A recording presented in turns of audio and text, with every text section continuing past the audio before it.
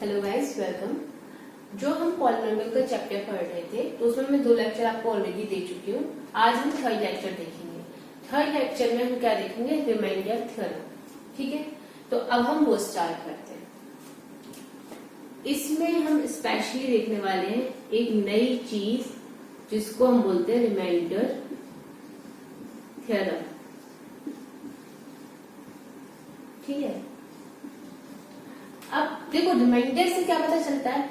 छोटी क्लासेस में पढ़ते थे ना डिवीजन क्या होता था, वही चीज है और उसी से रिलेट करवा के पढ़ाऊंगी, इसे ध्यान से समझिएगा। देखो छोटा सा एग्जांपल लेके चलते हैं कि अगर मान लो आपको किसी ने दिया 6 और बोला है कि इस 6 को इस 2 से डिवाइड करो, राइट? तो आप क्या करते थे कि भाई 6 से अगर 2 को डिवाइड करना है तो 6 लिखा, 2 से उसको डिवाइड कर दिया, 2 3 जा 6, खत्म हो गया। तो यहाँ पर तो 0 बचा रिमाइंडर में। लेकिन अगर इसी की जगह 6 की जगह होता 7 और आपको इसको डिवाइड करना है 2 से, तो आप कैसे डिवाइड करते? फिर वो सेम चीज, 2 3 जा 6 और 1 आंसर आ जाता। ठीक है ना? कुछ याद आ रहा है ना? करते थे ना?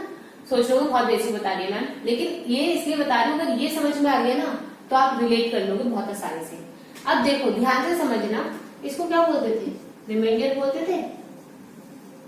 जो बचा हुआ था ये क्या होता था? क्वोशिएंट। ये क्या था? डिविडेंड। और ये क्या होता है? डिवाइजर। मतलब जिससे डिवाइड करते हैं वो डिवाइजर, जिसको कर रहे हैं वो डिविडेंड। डिविडेंड जिसका आंसर जो आया, जितनी टाइम्स हमने टेबल पढ़ी, जो यहाँ पर लिखा जाता है वो क्वोशिएंट, और जो आपका आंसर बचा लास्ट में, अगर कंप्लीटली खत्म हो गया तो रिमाइंडर 0 हो गया, लेकिन अगर कुछ बचा तो वो हमारा रिमाइंडर। क्लियर है इतनी बात? ठीक है, अब आप यहीं से समझिएगा रिमाइंडर थ्योरम होती क्या है। देखो ये तो जब था कि जब हम छोटे क्लासेस में थे, 5th 6th तक भी हम ये करते थे, है ना?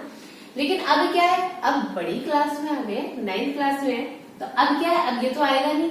और पॉलिनोमियल का चैप्टर पढ़ रहे हैं, यानी क्या क्या होगा इसके साथ? अलजेब्रिक एक्सप्रेशन कुछ होगी, यानी कुछ ना कुछ तो 6x² समथिंग समथिंग टाइप का कुछ होगा, है ना?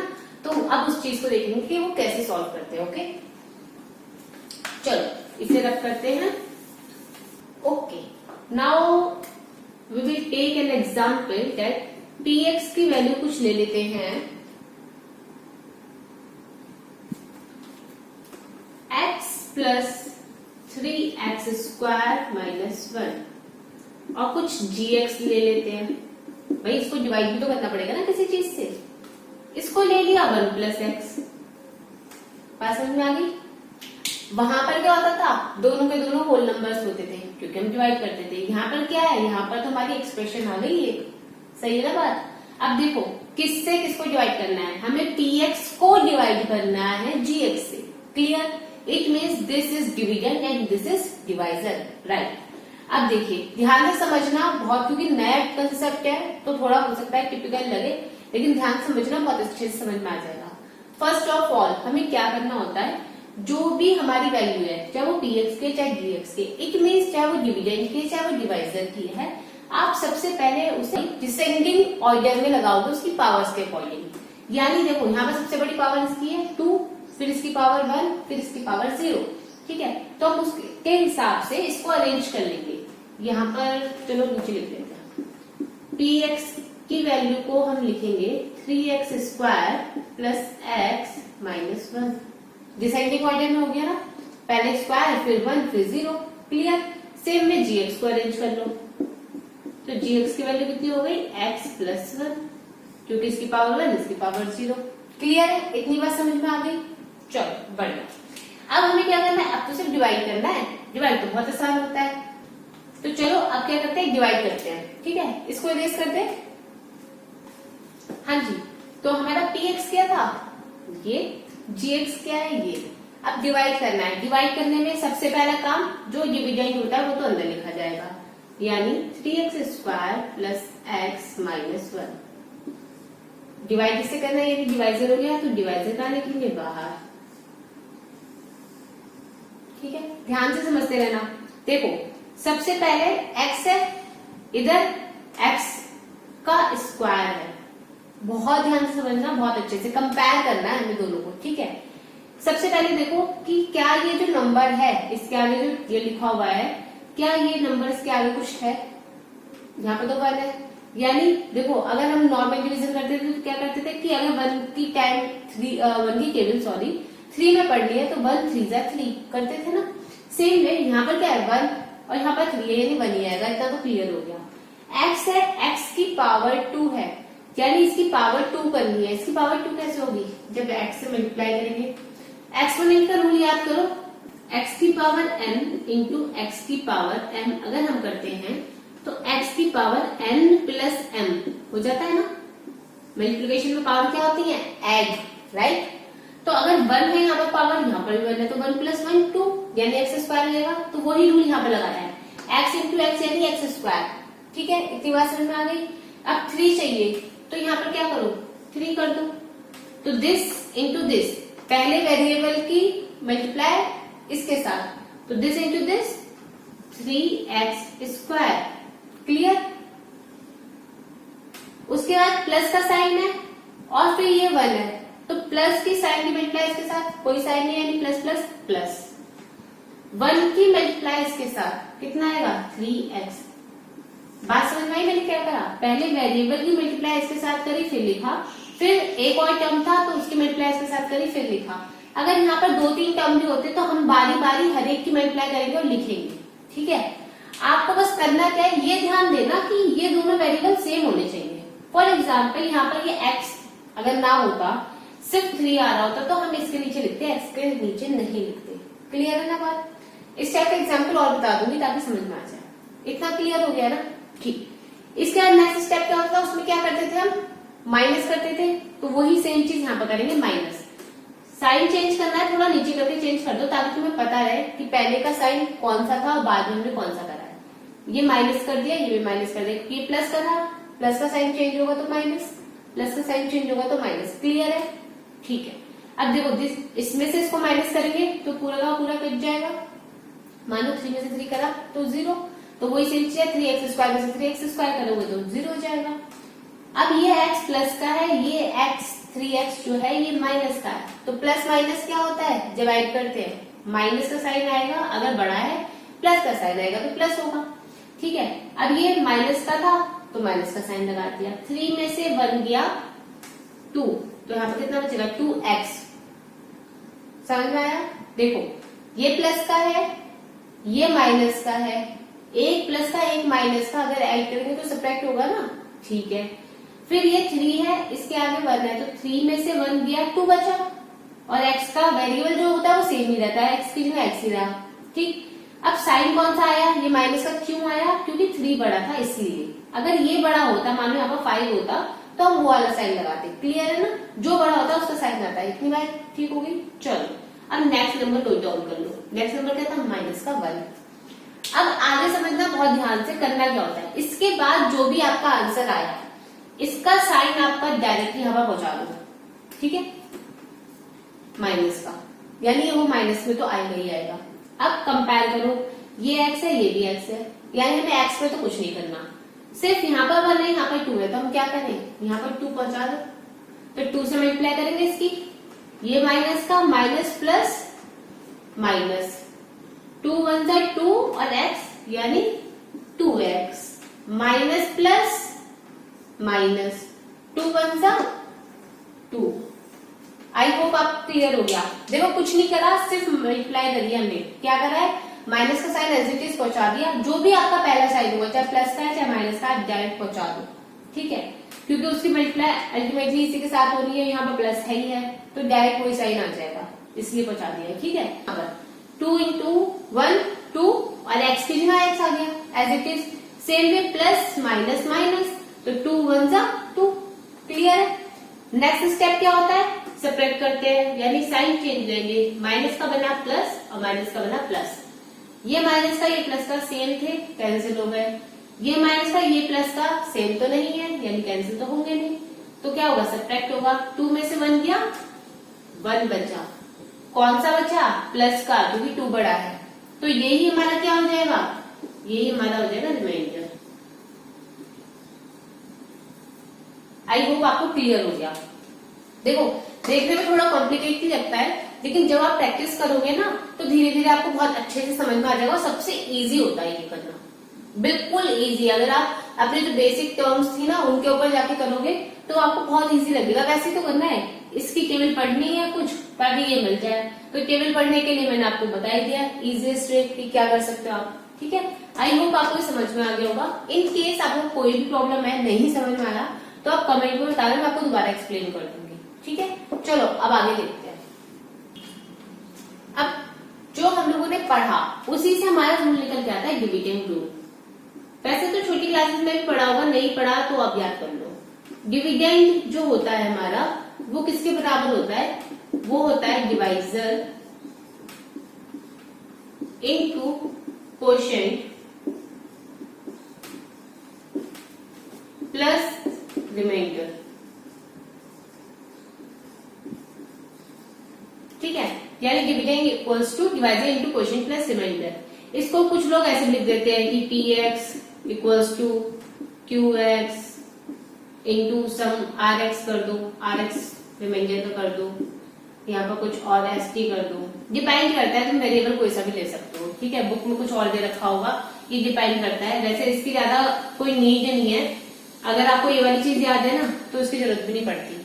ठीक है, तो मेन बेसिक फंडा यही है कि आपको ये चीज पता होनी चाहिए। इसका बहुत इस्तेमाल होने वाला है।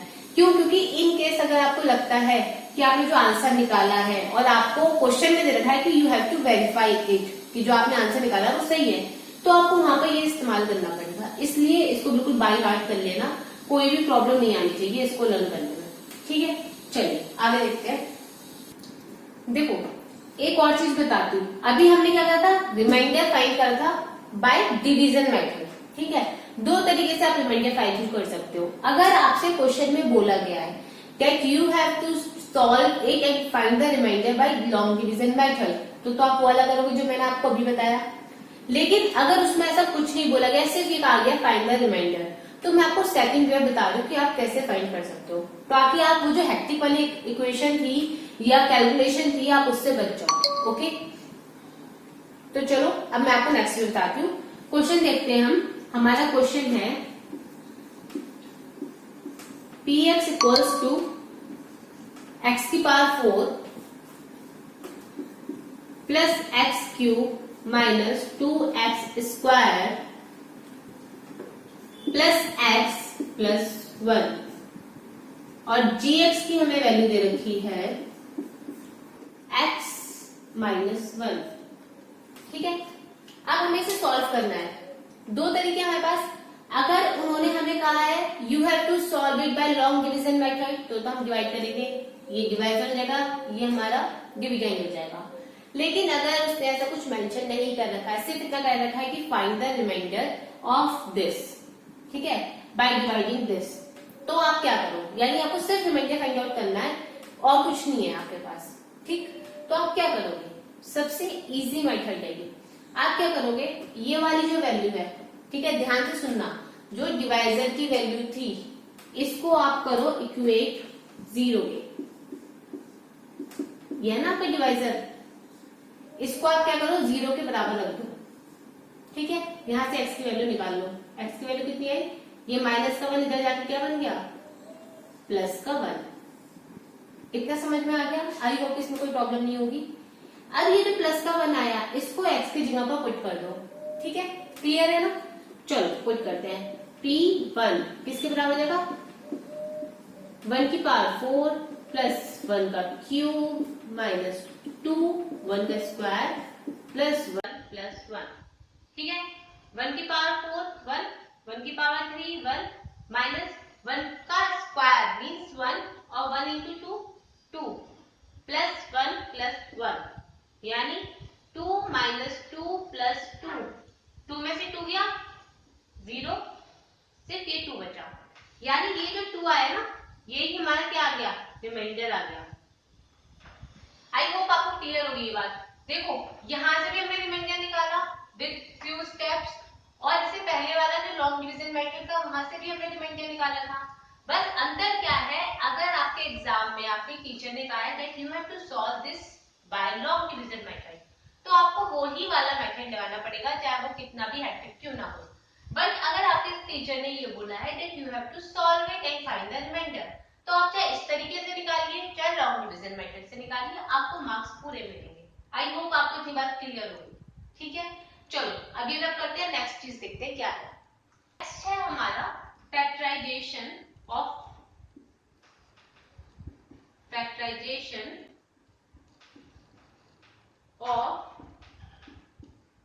पॉलिनोमियल्स, ठीक है। अब इसमें क्या करना है, फैक्टराइजेशन ऑफ पॉलिनोमियल्स में मान लीजिए आपको दिया गया है x³ plus 3x² plus 5x plus 6, ये कोई मान लो px दे रखा है और आपसे पूछा जा रहा है कि x प्लस 2 इसका फैक्टर है या नहीं। बात समझ में आ गई? यानी ये वैल्यू जो है ये किस चीज की है, gx की वैल्यू है। क्लियर है इतनी बात? देखो अब हमें सिर्फ ये बताना है कि ये इसका फैक्टर है या नहीं। रिमाइंडर थ्योरम तो हमने पढ़ ली, समझ में भी आ गई। अब फैक्टर चेक करने के लिए क्या करोगे, आप इसके जीरोस निकालोगे। जीरोस निकालना मैंने आपको पिछली बार वीडियो में बताया था, कैसे निकालते हैं जीरोस। जीरोस निकालने के लिए आप इसको क्या करोगे, इक्वेट कर दोगे जीरो के बराबर। यहां से x की वैल्यू कितनी आ गई, -2, यानी जो -2 है वो जीरो है इस चीज का। क्लियर है? तो जो -2 आया जीरो, हम उसको क्या करेंगे, यहाँ पर पुट करेंगे इस px की जगह पर, जो अभी हमने रिमाइंडर थ्योरम पढ़ी थी। आप सोचोगे उसकी तरह, पर रिमाइंडर थ्योरम में क्या था, वो जो आंसर आया वो जीरो के बराबर हो ये जरूरी नहीं था, ठीक है ना। पर यहाँ पर ये जीरो के बराबर ही होना चाहिए, ये जरूरी है, मैंडेटरी है कि अगर इसका आंसर ये वाली वैल्यू पुट करने के बाद जीरो नहीं आता तो हम इस चीज को यानी gx को कभी भी इसका फैक्टर नहीं बोलेंगे। फैक्टर्स पता है ना आपको क्या होते हैं, छोटी क्लासेस में पढ़े थे। अब समझो बात को ध्यान से, हमने क्या बोला कि x की जो आपने वैल्यू निकाली है, you have to put this value in this so that you will get the value of px equals to 0। और अगर ऐसा हो गया तो इसका मतलब ये वाली चीज इसका फैक्टर है। क्लियर है बात? चलो पुट करके देखते हैं। हमने क्या करना है, x की जगह पर -2 पुट करना है, करो पुट। यहाँ पर -2 का क्यूब प्लस 3, यहाँ पर -2 का स्क्वायर प्लस 5, फिर -2 प्लस 6, -2 की पावर 3। देखो माइनस की पावर कभी भी अगर ऑड है, ये चीज दिमाग में उठा लो, अगर माइनस की पावर ऑड है तो हमेशा माइनस आएगा, लेकिन अगर माइनस की पावर आपको इवन मिली हुई है तो हमेशा आपको प्लस मिलेगा आंसर, ठीक है। तो माइनस की पावर कुछ भी थी तो माइनस तो रहेगा। 2 की पावर 3 यानी 2 2 जा 4, 4 2 जा 8, राइट, प्लस 3 है, माइनस की पावर इवन अभी बताया तो प्लस मिलेगा, प्लस प्लस प्लस हो गया। 2 की पावर 2, 2 2 जा 4, 4 3 जा 12, प्लस माइनस माइनस 5 2 जा 10 प्लस 6, ठीक है। ये माइनस का ऐड कर दो तो माइनस का 18 हो गया, ये प्लस का ऐड कर दो, 12 प्लस 6 18 हो गया। 18 में से 18 गया, आंसर कितना आया, 0। आंसर 0 आने का मतलब क्या हुआ, आंसर 0 आ गया, इसका मतलब ये जो x प्लस 2 था वो इस पूरी की पूरी अलजेब्रिक एक्सप्रेशन का एक फैक्टर है, ठीक है। हमें यही प्रूव करना था, हमें ये फाइंड आउट करना था whether this is the factor of this or not। हो गया प्रूफ, ठीक है। इट मींस इसमें और रिमाइंडर थ्योरम में बस इतना सा फर्क है, रिमाइंडर थ्योरम में आंसर आपका 0 आए जरूरी नहीं है, ठीक है। आ भी सकता है नहीं भी आ सकता, क्योंकि किसी भी चीज का रिमाइंडर 0 भी हो सकता है ना, पर आ भी सकता है नहीं भी आ सकता। पर यहाँ पर आपका मैंडेटरी है, यहाँ पर आपको लाना ही लाना है। अगर आपका 0 नहीं आ रहा है इसका मतलब वो चीज उसका फैक्टर नहीं है। क्लियर है बात? आई होप आपको समझ में आ गया। चलो इसको रब करते हैं, नेक्स्ट देखते हैं। चलो अब फैक्टराइजेशन ऑफ पॉलिनोमियल्स दो टाइप से हम देख सकते हैं। एक तो होता है फैक्टराइजेशन बाय स्प्लिटिंग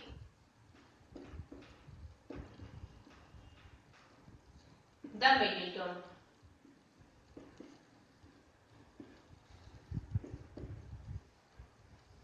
ठीक है।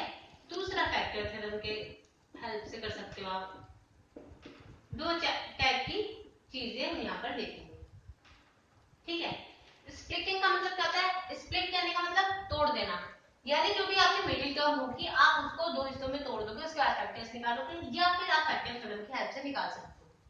चलो पहला केस लेके देखते हैं। स्पीकिंग के लिए हम कोई एग्जांपल लेते हैं। 6x² plus 17x plus 5। अब हमें क्या करना है, मिडिल टर्म कौन सी है, देखो अरेंज हो रखा है। सबसे पहले मैं देख लो डिसेंडिंग ऑर्डर में अरेंज है, x power 2, x power 1, x power 0, ठीक है। मिडिल टर्म क्या हो गई, ये वाली, इसको स्प्लिट करना है, यानी इसको दो हिस्सों में तोड़ना है। तोड़ने के लिए क्या करते हैं, बहुत ध्यान से समझना ताकि बाद में कोई कंफ्यूजन ना हो। जो भी हमारी कांस्टेंट टर्म होती है इसकी मल्टीप्लाई करते हैं x² वाले के साथ, ठीक है। अगर नहीं समझ में आ रहा तो देखो जनरल फॉर्म लिख के दिखा देती हूँ। ax² plus bx plus c होती है क्वाड्रेटिक इक्वेशन हमारी। हम c की मल्टीप्लाई करेंगे a के साथ, तो c ये आ गया। जब ये हमें वैल्यू मिल जाएगी फिर इसके बाद हम इसके करेंगे फैक्टर्स। फैक्टर्स इस तरीके से करने हैं कि हमें ये b वाली वैल्यू मिलनी चाहिए, ठीक है।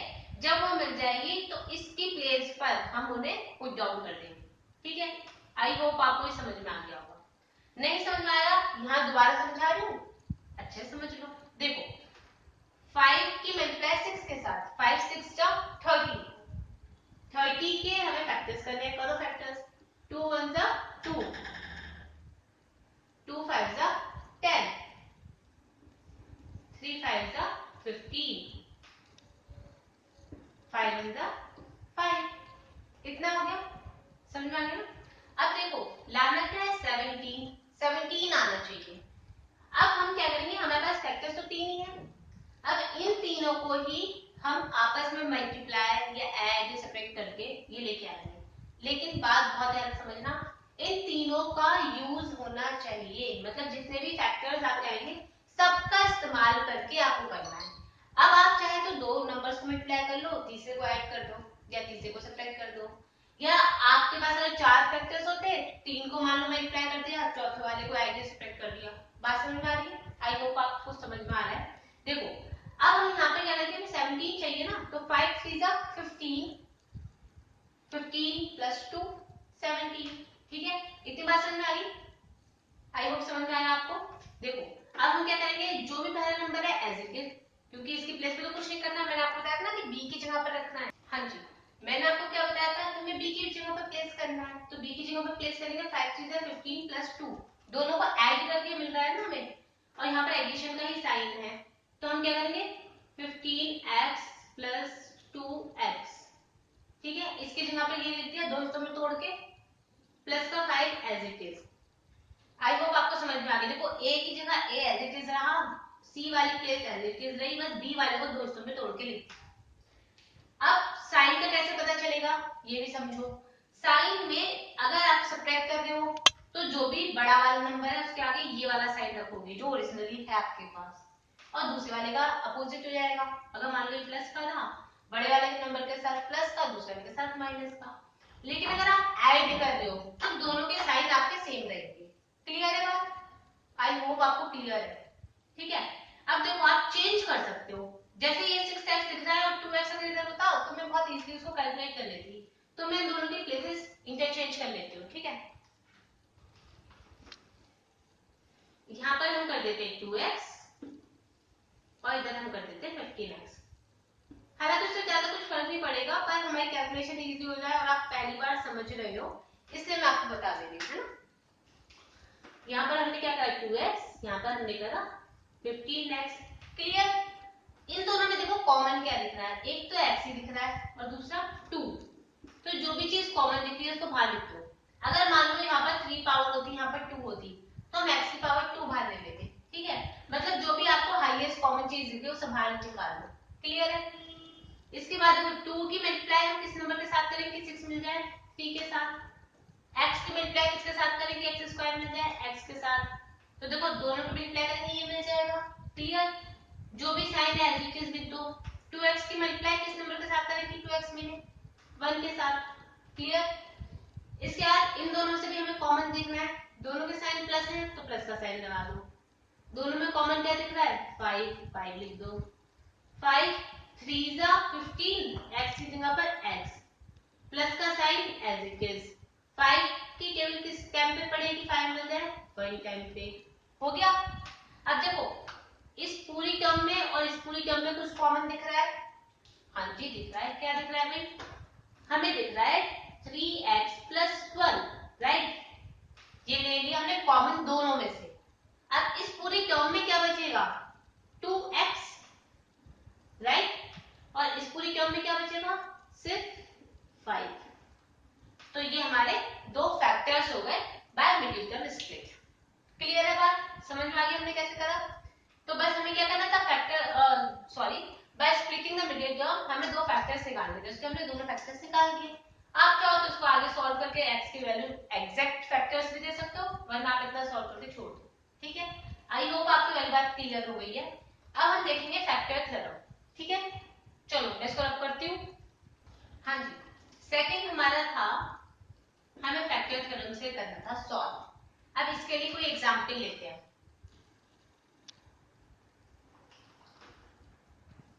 Let us take a square plus 5a plus 6। इसको सॉल्व करना है। देखो मिडिल टर्म से भी आप फैक्टर्स निकाल सकते हो और फैक्टर थ्योरम से भी निकाल सकते हो। वही सेम जैसे रिमाइंडर थ्योरम में दो चीज थी, यहाँ पर भी हमारे पास दो मेथड है। आपकी मर्जी, आप कोई सा भी लगा लो। अगर आपसे स्पेसिफिकली नहीं बोला गया है कि आपको यही मेथड यूज करना है तो। क्लियर है बात? चलो जी, अब इसमें आपको क्या करना है, इसमें देखो आपको फैक्टर्स पहले बनाने हैं। ठीक है, और ये देखना है कि किस चीज से फैक्टर्स लगाओगे और फिर उसके बाद आगे की प्रोसेस होगी। कैसे होगी वो मैं बताती हूँ। देखो यहाँ पर a की जगह पर 1 है, ठीक है, और यहाँ पर c की जगह पर 6 है, तो 6 बनता 6।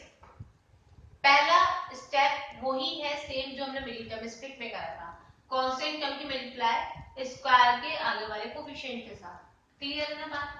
तो हम 6 के फैक्टर्स निकालेंगे। 6 के फैक्टर्स क्या क्या हो सकते हैं? 6 के फैक्टर्स आए 2, 3 और 1। ये तीन फैक्टर्स मिलते हैं। अब हमें क्या करना है, हमें इन फैक्टर्स का इस्तेमाल करके ये फाइंड आउट करना है कि हाँ उसमें से कोई वैल्यू इसकी फैक्टर है या नहीं है। क्लियर है? समझ में आ रहा है थोड़ा थोड़ा? ठीक है, देखो क्या करते हैं, अगर हम यहाँ पर 1 रख के देखें तो फिर ये देखो ये वैल्यू 0 के बराबर आ रही है नहीं आ रही है। इसको लेट से हम TA बोल देते हैं ना। तो अब हम ये देखेंगे कि अगर हमने x की जगह 1 रखा, सबसे छोटी वैल्यू 1 है तो 0 के बराबर आएगी। 1 रखते ही 1 का स्क्वायर 5, 6 6 12 हो जाएगा, नहीं आएगी। अगर हम 2 रखेंगे तो क्या आ जाएगी? नहीं आएगी। सारे एडिशन क्या है, देखो यहाँ पर मैं एक छोटी सी टिप बोल दो या कुछ भी बोल दो, ट्रिक बोल दो, आपको ये बताना चाहती हूँ कि आप क्या कर सकते हो। अगर आपके सारे साइन सेम है तो आप कोशिश करो अपोजिट साइन ले लो इनके साथ। ठीक है, तो वहां से इजीली आपको सॉल्व हो जाएगा क्वेश्चन। अब देखो अगर -1 रखती तो स्क्वायर था तो प्लस का 1 ही रह जाता, -1 रखती तो माइनस का 5 जाता, तो 1 + 6 तो 7 हो जाता, पर 5 माइनस का था। देखो समझ में आ रहा है? अगर मैं a की जगह पर -1 रखूंगी तो ये हो जाएगा ना, ध्यान से समझना इस चीज को। तो ये कितना आ जाएगा 1, ये हो जाएगा -5, ये कितना हो जाएगा 6, 6 + 1 7, -5 करोगे आंसर कितना आया 2। 2 इज नॉट इक्वल्स टू 0, 0 के बराबर तो नहीं आया, 0 के बराबर नहीं आया यानी ये वाला फैक्टर तो हो ही नहीं सकता, ना प्लस के केस में ना माइनस के केस में। क्लियर है ना बात? अब चलो जी 2 की तरफ, प्लस का 2 रखोगे तो फिर वही सेम बात आ जाएगी, सारे एडिशन वाले हैं तो ऐड हो जाएगा, तो हम -2 रख के देख लें। अब हमने क्या करा, इसकी जगह रखा -2। क्लियर है? -2 रखेंगे तो -2 का square then 5 into -2 then plus का 6। -2 का स्क्वायर मींस 4 है ना। उसके बाद प्लस माइनस माइनस 5 2 जा 10 प्लस का 6, 6 भी प्लस का 4 भी प्लस का, प्लस प्लस प्लस हो जाएगा, तो 10 प्लस का और 10 माइनस का आंसर कितना आया 0। यानी ये वाला जो 2 था वो भी माइनस के साइन के साथ, ये हमारा एक फैक्टर हो गया इसका। इतनी बात समझ में आ गई? ठीक है जी। अब देखो एक और फैक्टर चेक करना है, फिर वही चीज, अगर 3 पुट करोगे तो नहीं होने वाला। अगर 3, अब हम क्या करेंगे, अब हम करेंगे 3 के लिए चेक, प्लस का तो हो नहीं रहा, तो माइनस का 3 रख के देखो, माइनस का 3 का स्क्वायर प्लस 5 माइनस का 3 प्लस का 6, 3 3 जा 9 प्लस माइनस माइनस 5 3 जा 15 प्लस का 6, 6 प्लस 3 15 माइनस का 15, आंसर कितना आया 0। आंसर 0 आने का मतलब क्या हुआ, यानी -3 जो था एक और फैक्टर हो गया इसका। क्वाड्रेटिक इक्वेशन चल रही थी, फैक्टर्स तो दो ही होंगे, दोनों मिल गए, एक मिला -2 एक मिला -3। अब भाई लिखे कैसे, ये बात तो समझ में आ गई। तो देखो लिखने का तरीका वो बहुत अच्छे समझ लो। अगर कभी भी कोई इक्वेशन दे रखी है और हमें उसके फैक्टर्स लिखने हैं तो हम फैक्टर्स कैसे लिखेंगे। इन जनरल अगर हमें कोई इक्वेशन दे रखी है px, ठीक है, तो इसके फैक्टर्स लिखते हैं तो हम लिखेंगे x माइनस ए और x माइनस बी। क्या है x माइनस ए और x माइनस बी। ए और बी क्या है, ये ए और बी वो वाली वैल्यूज है जो हमें यहाँ पर फैक्टर्स से मिली है। क्लियर है बात, ठीक है। अब हमें करना क्या है, हमें डायरेक्टली वो वाली वैल्यूज यहाँ पर लगाते भी हमें फैक्टर्स मिल जाएंगे। अब जैसे ये वाली इक्वेशन में मैंने a ले लिया था x की जगह पर, तो यहाँ पर इसकी जगह पर 2 और इसकी जगह पर 3 आ जाएगा, ठीक है। लेकिन एक चीज ये चीज ध्यान रखने वाली है कि अगर आपका साइन है माइनस का तो आप यहाँ पर कौन सा लोगे, प्लस का। अगर साइन है प्लस का तो आप, ये वाला साइन प्लस का है तो यहाँ पर आप कौन सा लोगे, माइनस का। क्यों, क्योंकि जब हम फैक्टर्स, याद करो जब हम फैक्टर्स को चेक करते थे तो हम उसको इक्वेट करते थे जीरो के अपोजिट साइड में जब जाता था तो वो क्या हो जाता था, उसका साइन अपोजिट हो जाता था ना, ठीक है। तो वही सेम चीज यहाँ पर आएगी। अब जैसे इसके फैक्टर्स लिखने थे तो इसका फैक्टर क्या क्या हो जाएंगे, एक तो हो जाएगा x प्लस का 2 और दूसरा हो जाएगा x प्लस का 3। समझ में आया, मैंने प्लस का क्यों लिखा, माइनस ऑलरेडी था और माइनस इसका वाला इसलिए प्लस का लिखा है, ठीक है। अब देखो चेक करो कि ये वाली बात सही निकली नहीं निकली, इसको इक्वेट कर दो जीरो के बराबर, है ना। x इक्वल्स टू माइनस का 2 ही तो आएगा, तो -2 ही तो फैक्टर निकला था। Same way x plus 3 equals to अगर जीरो लिखोगे तो x की वैल्यू कितनी आएगी, माइनस का 3। हमने माइनस का 3 ही तो निकाला था, ये वाला माइनस का 3 तो निकला था दूसरा फैक्टर, ठीक है। तो ये चीज अपने माइंड में रखना कि जो भी हमारे फैक्टर्स निकले हैं जिन्होंने ये कंडीशन फुलफिल करी है तो उसका साइन अपोजिट हो जाएगा यहाँ पर, ठीक है। या फिर ये जनरल फॉर्म याद कर लेना, तो जैसे माइनस तो पहले से था ही था, ए की जगह हमने क्या रखना था, माइनस का 2, माइनस माइनस प्लस का 2 हो गया। सेम में माइनस बी है तो माइनस की जगह माइनस, बी की जगह माइनस का 3, तो माइनस का 3 मल्टीप्लाई करोगे माइनस के साथ तो प्लस का 3 हो जाएगा, तो ये हमारा आंसर आ गया, ठीक है।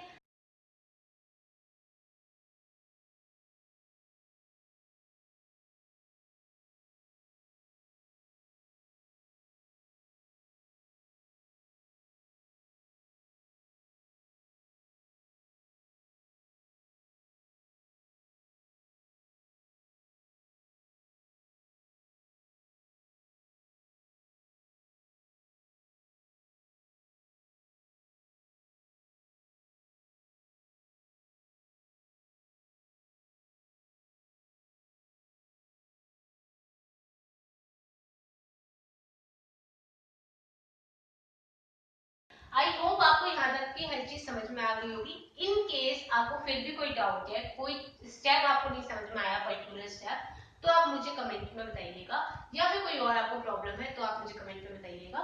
मैं कोशिश करूंगी उस चीज को पूरी तरीके से सॉल्व करने की। चलिए मिलते हैं नेक्स्ट वीडियो में।